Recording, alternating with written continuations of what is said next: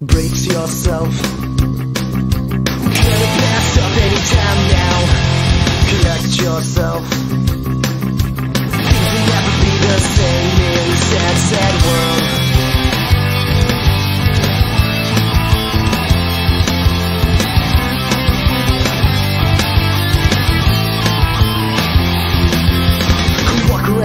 A bit, trying to make the pieces fit to a puzzle with a million missing pieces. When I'm feeling fine is when I discover that I'm afraid to blow my cover, and there's something very wrong with this. So sit back in your hole.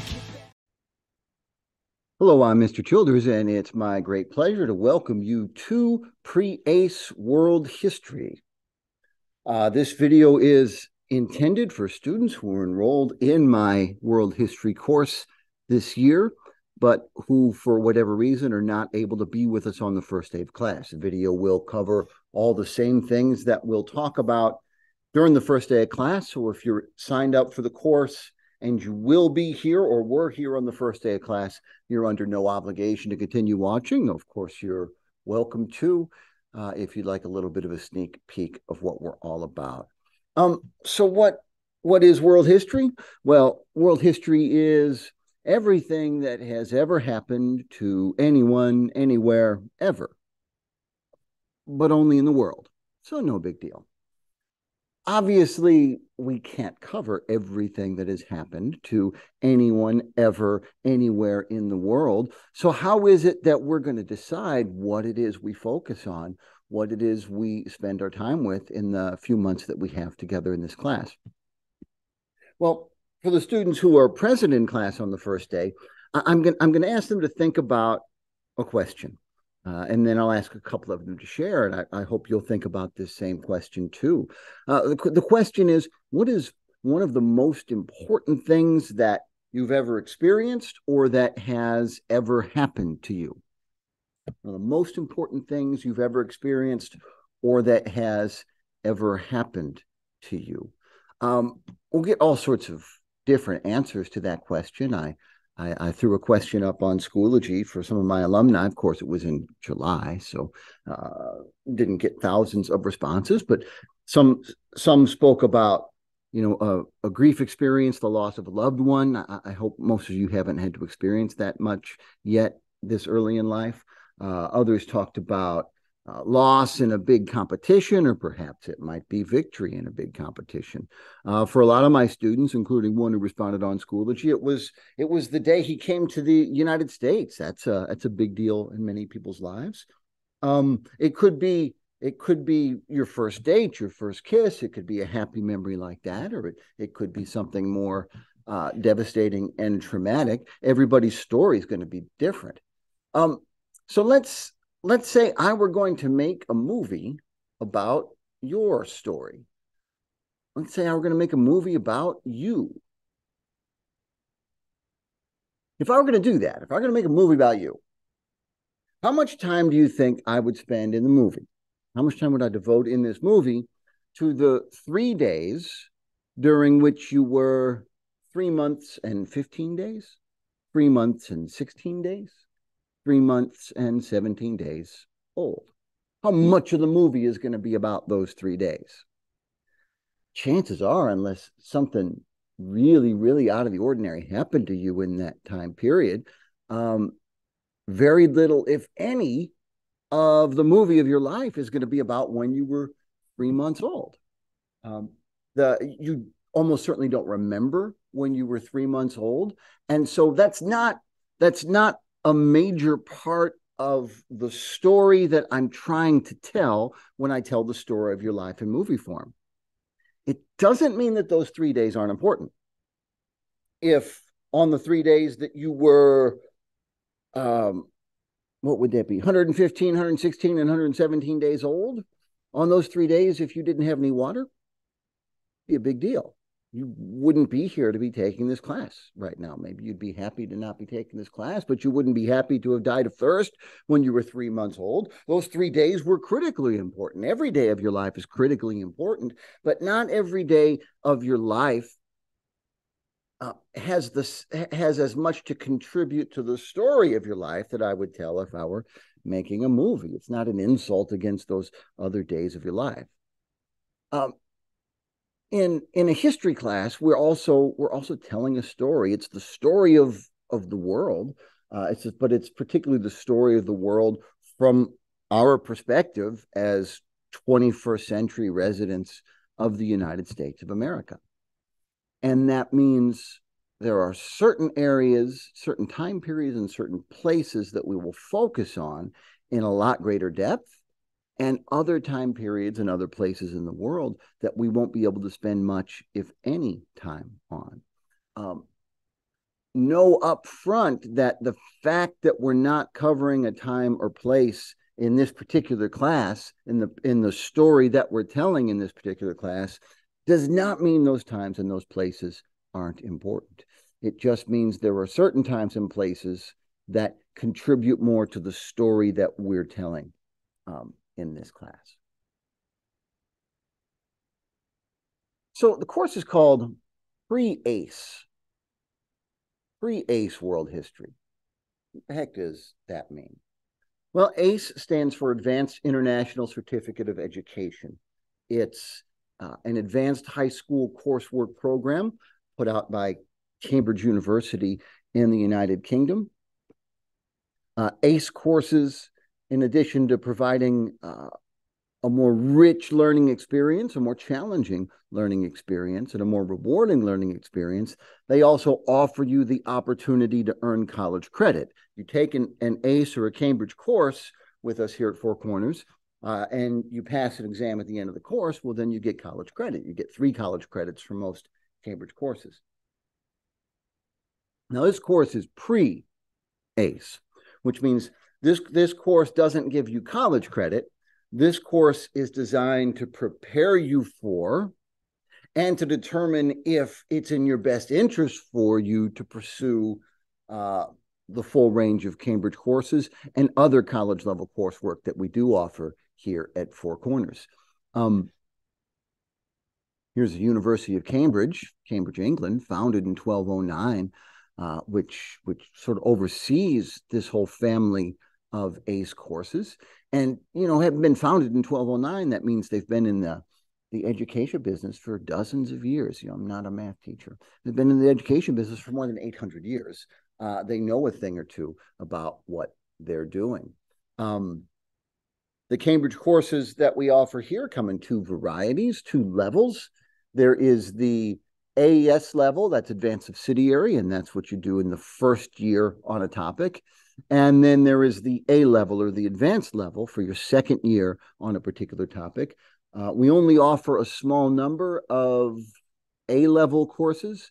One of those is my own classical studies too, something to consider in the future. So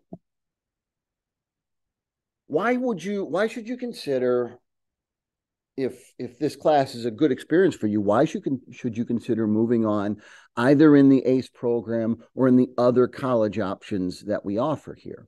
Well, typical college graduation requires 120 credits to graduate. And the AICE courses that we offer and the dual enrollment courses that we offer typically equate to 3 credits per course. In the state of Florida, universities are required to accept up to 45 AICE credits in transfer. So you can do up to 45 credits worth of Cambridge courses here at Four Corners, and whatever university in Florida, and I've just talking about Florida law here, Cambridge courses are accepted all over the world, but any school in Florida you go to is required to accept those 45 credits in transfer, which means you can begin day 1 of college with more than 1/3 of your graduation requirement already having been met when you were in high school. Now, this course doesn't award college credit. It prepares you for the college credit courses. It does award weighted high school credit. What that means is, because it's an advanced course, if you get an A in the typical course, it factors a 4.0 into your grade point average. If you get an A in this course, it factors a 4.5 into your grade point average, which gives you a nice boost. The college courses that we do offer, the AICE program, like my classical studies course and many other AICE courses, the Dual enrollment program. We have dual enrollment courses through Southeastern University taught here on campus, including my ethics course and Ms. Paleka's music appreciation course. And Mr. Moreno has a physics course, I believe. It may be a chemistry course. Embry-Riddle University, we're just launching a new dual enrollment program with them. I know that Mr. Richmond is teaching several college courses for Embry-Riddle here on campus. When you take your college courses here with us while you're in high school, you save yourself thousands of dollars and hundreds of hours of time. See, a typical bachelor's degree is 120 credits. You're going to see a little bit of variation from school to school, but not a lot of variation because a bachelor's degree from this school needs to mean basically the same thing as a bachelor's degree from that school, or it wouldn't be worth the paper it's printed on. So bachelor's degree is typical 120 credits. The average class is a 3-credit class. You may also find 2 and 1-credit courses, but typical core course is 3 credits. What's the cost of college education? Well, that varies greatly from school to school. So at least as of when I did this research in May of 2023, if you go to Valencia, the local community college, that's a favorite destination for graduates of Four Corners, you'll find that their courses cost $112 per credit. And remember, this number is not per course, it's per credit. A typical course is 3 credits. You can multiply that by 3 and get $10 trillion or however the math works out. Again, I am not a math teacher. UCF, University of Central Florida, is $212 a credit. USF, University of Southern Florida, $574 per credit. So take that number, multiply it by 3. That's the cost of one typical course there, not counting books, not counting school supplies, not counting housing. If you were to go to Conception Seminary College in Missouri, which is where I went, I would be mammothly astounded if you were to do that. But if you were to go to my alma mater, Conception Seminary College, well, courses there are $832 per credit. Southeastern University, where we teach some of their courses here on campus, I teach one of their courses here on campus, $1,268 per credit, and Harvard, $1,641 per credit. Again, not per class, but per credit. So take that number, multiply it by 3. That's the cost of tuition, not counting books, not counting housing for each and every class. You do your college work here at Four Corners, whether it be through AICE courses or AP courses or dual enrollment courses, your cost is no dollars.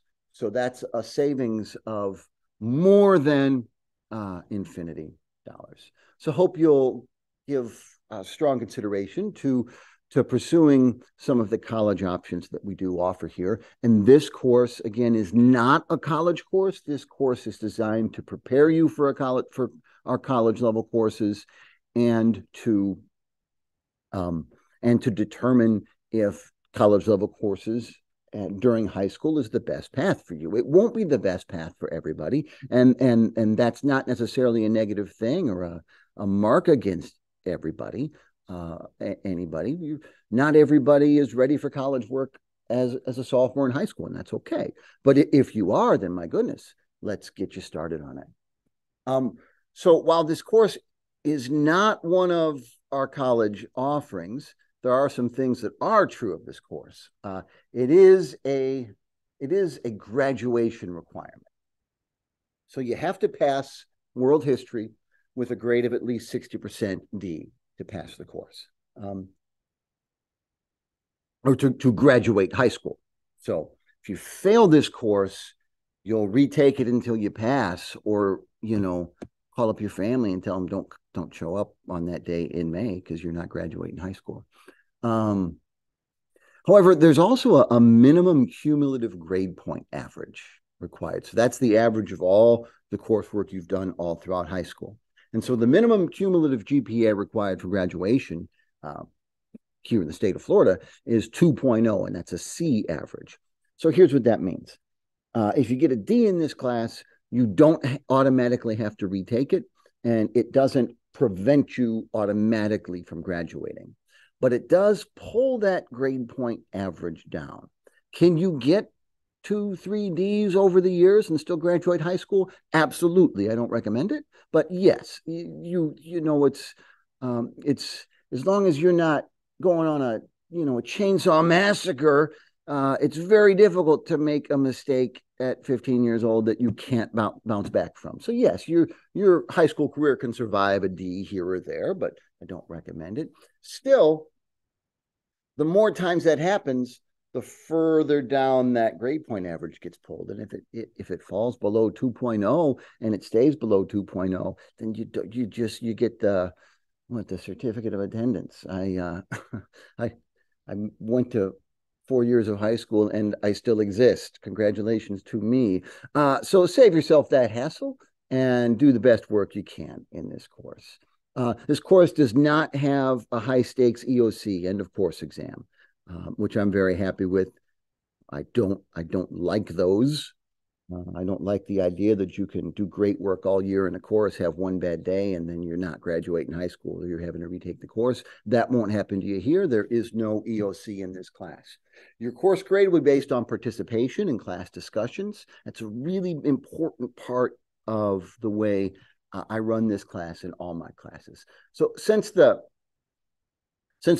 purpose of this class is to prepare you for college level work, I will run this class very much like a college course, which means our time in class is spent, most of it is spent with me actually up here teaching you this material, and then we as a group discuss it together.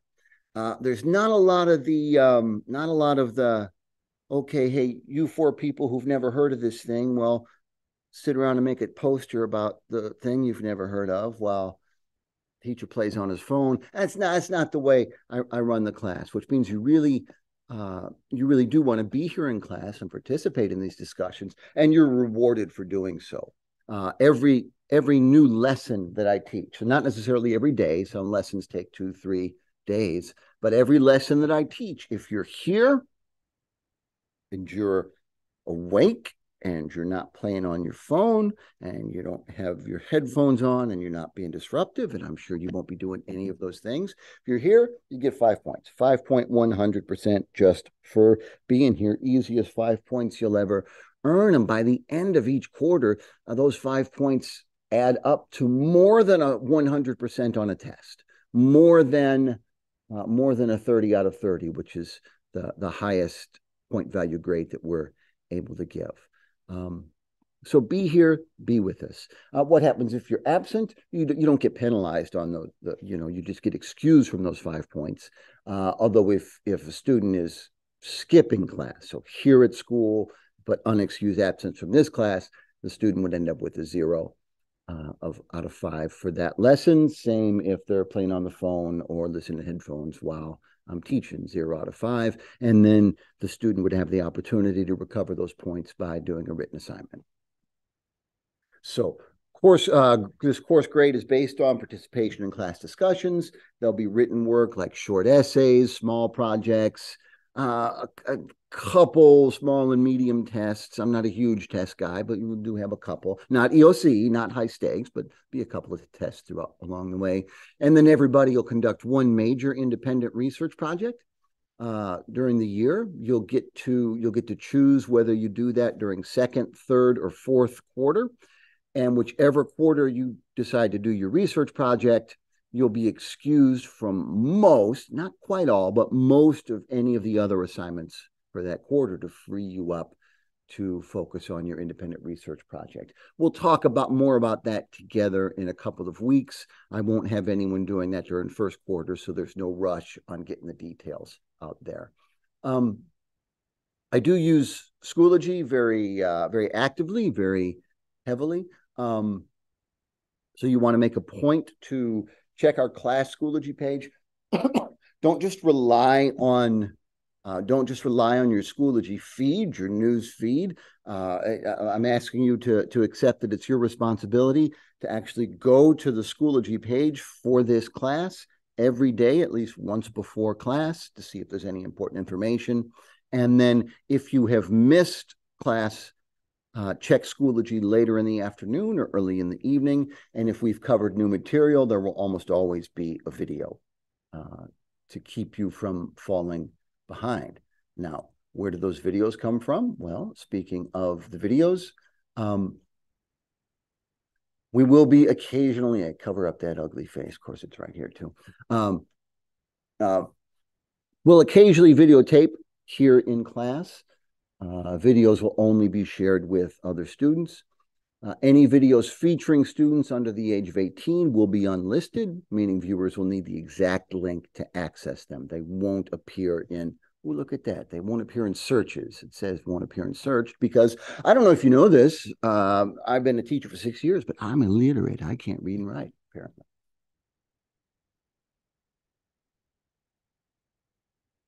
Okay, speaking of I, that sounded awkward. Speaking of I, who is I? My name is Jeff Childers. I'm a 43-year-old native of Joliet, Illinois.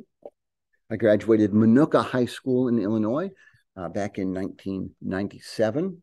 I hold a Bachelor of Arts degree in philosophy from Conception Seminary College in Missouri and a Master of Arts degree in theology from St. Meinrad Seminary in Indiana. I've been teaching here at Four Corners. This is my 6th school year teaching, been here since 2018. I've taught geography, world history, United States government, introduction to the humanities, classical studies, and ethics. And I'm also an adjunct professor for Southeastern University in Lakeland as of pretty much today, or as of the beginning of the 2023-24 school year.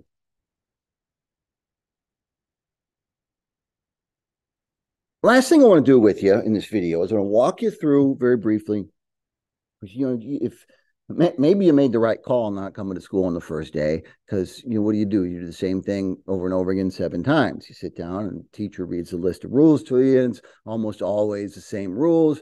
It's got to be done, but it's not especially interesting. I don't like rules.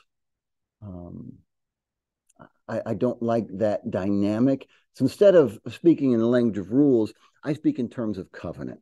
Covenant's sort of an ancient concept. A covenant is an agreement or a contract that people enter into, but instead of creating a business relationship, instead of creating a business partnership, a covenant creates relationship. So some major examples of covenants are marriage is a covenant, and adoption is a covenant. Well, our covenant relationship is not that strong. I don't intend to adopt any of you, but I do feel like what we're creating is something stronger than just a business transaction. So over the last few years, I've put together this governing document of the community in this classroom, and I call it our class covenant. This class is a community of human and academic formation built on dignity and respect. I use this language of formation, human formation and academic formation. I borrow that language from the schools that I went to, the college and the graduate school that I went to were part of an educational system that spoke in terms of formation. Think of how, if you've ever thrown pottery or if you've watched pottery being made, how the potter takes the lump of clay and forms it. It's not that I'm the potter forming you and you are the clay. It's that in a community, we all form one another. We all help one another to grow and develop into the people that we are becoming. Human formation. So my school spoke of 4 pillars of formation, and I'm focusing on 2 of them. One of those pillars is human formation, helping each other become and flourish as the best people we can possibly be.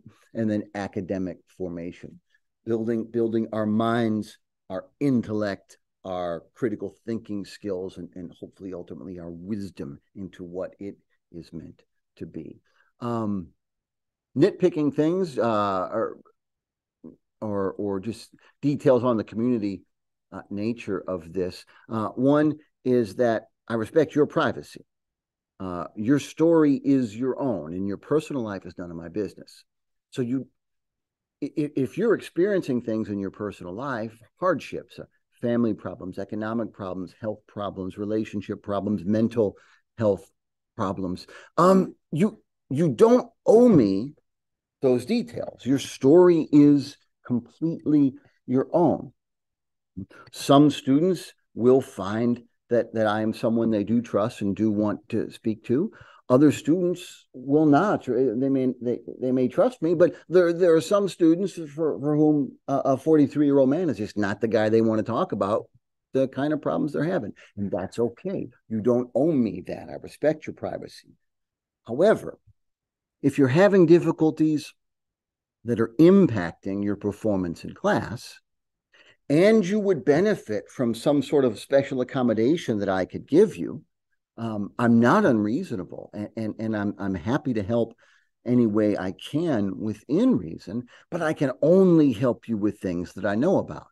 So you've got a balance to strike between your legitimate right to privacy and your legitimate right to be accommodated with the private difficulties in your life. And it's completely up to you what to share, with whom to share it, and how to share it. Okay, so back to the class covenant. We'll run through the rest of it pretty quick, or at least as quickly as I'm capable of doing anything, because man, oh man, do I love to hear me talk. Class is a community of human and academic formation built on dignity and respect. Therefore, we do not physically harm, threaten, bully, or humiliate one another. We do not use vulgar or insulting language regarding race, gender and sexuality, religion, intelligence, economic status, or body type. We listen to one another.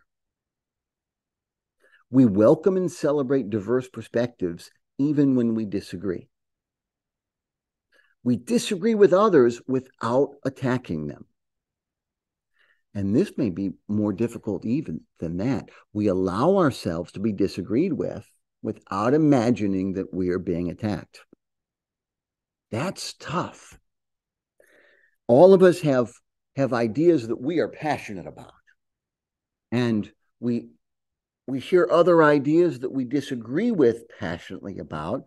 And our animal instincts kick in, and our brains release the same chemicals when I hear an idea that goes against my strongly held beliefs. Our brain releases the same chemicals that they released in our ancestors when they saw a saber-toothed tiger, on fire with an Uzi or something. But one of the hardest things to come to terms with, and one of the most important things to come to terms with as we mature as people, and one of the things that we can't fully mature as adults until we come to terms with, is that not everything is about me. When someone has an idea that I disagree with, that person is not attacking me. That person is nothinging me, because that person's opinions and ideas aren't about me. They have nothing to do with me. And everybody has different experiences that shape and form them in different ways. So, of course, we're going to have a variety of opinions. We value our time together by attending class regularly and on time. We do not use our phones during class discussions. We do not put our heads down during class discussions. So, as much as I've dreamed of ripping phones out of students' hands and smashing them into smithereens, here, of course, I'm not actually going to do that. I won't even confiscate your phone, except for like on testing days where the state absolutely mandates I do that, because it's not mine. I don't have any business touching it. That's my opinion. But the conversations that we have together in this class, whether it be more one-sided, it was me explaining things to you, or when we're discussing things back and forth, are such a core part of what we do in here. And behind every lesson is, honestly, it is hours and hours and, frankly, years of research and work and preparation. So to be playing on your phone, having headphones on, putting your head down, it's different. Now, that's different than making a bed for yourself on your desk and putting your head down while there's a human being right here having a conversation with you. That's a different thing. So every year, look, I get along really well with my students. We have a good relationship with my students, but every year there's a small number that they just hate me. They hate me. They think I'm a monster, and they cannot understand why do other students like this guy? This guy is a jerk, and it's always because as, as simple and clear as and upfront about it as I am, they just won't accept that I mean it when I say I mean it with the phone stuff, the headphone stuff, and the head down stuff. It's never going away. I'm never going to be okay with it. And I'm just now look. There's a new Florida state law that says you're not allowed to have your phones out in class at all. And that's the Florida state law. That doesn't come from me. What comes from me is while I'm teaching or while we're discussing, just don't have your phone. Don't be playing on your phone because it's intensely rude and disrespectful. My goodness, it would be less disrespectful for you to. Let's see. Yeah, you can't see what I'm doing back here. It'd be less disrespectful for you to give me the middle finger because at least you give me the middle fingers. It just means you don't like me. It's not disrespecting the hard work and preparation I put into the work. So just don't, and we'll be good. Really, that's like the only thing that sours my relationships with students is the phone thing, and it's just not ever going to change. So if an important part of your life is playing on your phone in class, just take a moment, take a deep breath, go through the process of grieving that for 50 minutes a day you won't be able to do that, and then we can move forward. Let the healing begin. We don't insult the hard work of our teacher and fellow students by wandering the halls or skipping class. We come to class prepared. You do want to keep up with your assignments. I don't bury you in assignments. I try not to go overboard. I do accept late work, especially my high school level courses. The college courses are a little different, but some assignments will lose points for being late, and I'll let you know that ahead of time. And I do reserve the right to eventually close down acceptance of assignments. So, the students who want to turn everything in on the last day of the semester are going to get to watch me shred their work. That would be so much fun. We take the risk of participating in class discussions. Look, some people would just, that's like their worst nightmare is participating in class, but in speaking in class. And look, I'm not gonna grab you by the hair and force you to speak, but finding your own voice is one of the things that I enjoy the most about helping students to do. That was a very convoluted sentence, but hopefully you got the gist of it. So take that risk. You'll get more out of it. You'll grow more. You'll learn more. This is a required class, so you got to be here anyway. Might as well get something out of it.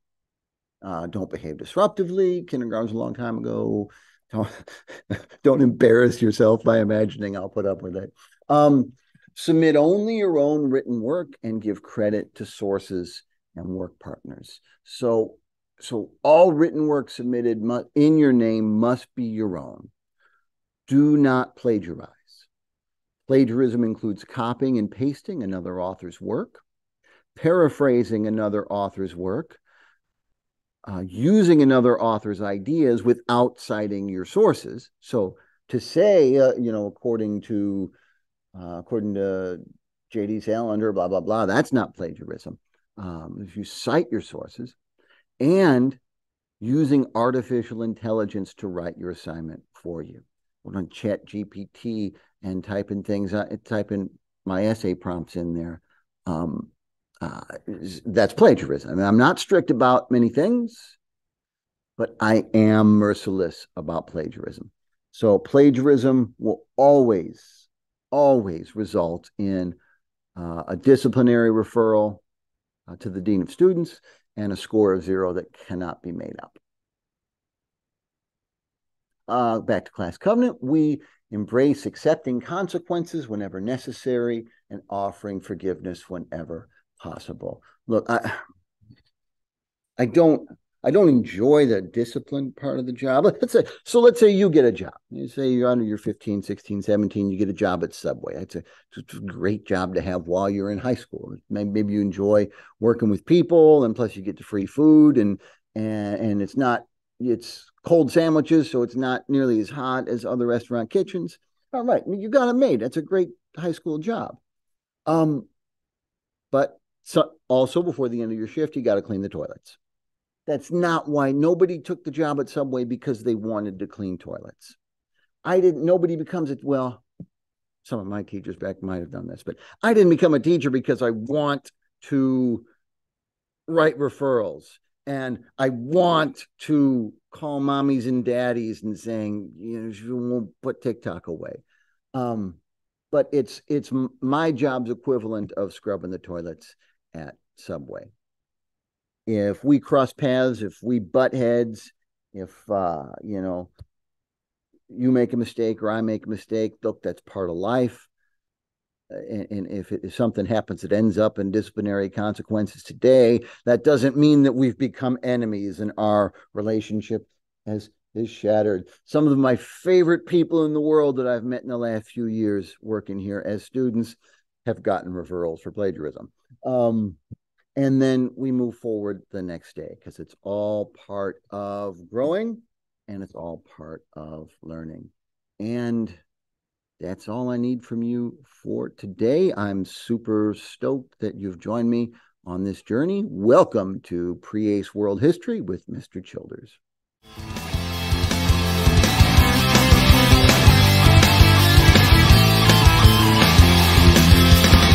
Around a lot of it, trying to make the pieces fit to a puzzle with a million bits and pieces. When I'm feeling fine is when I discover that I'm afraid to blow my cover, and there's something very wrong with this. So slip back in your hole, or get back in your cave.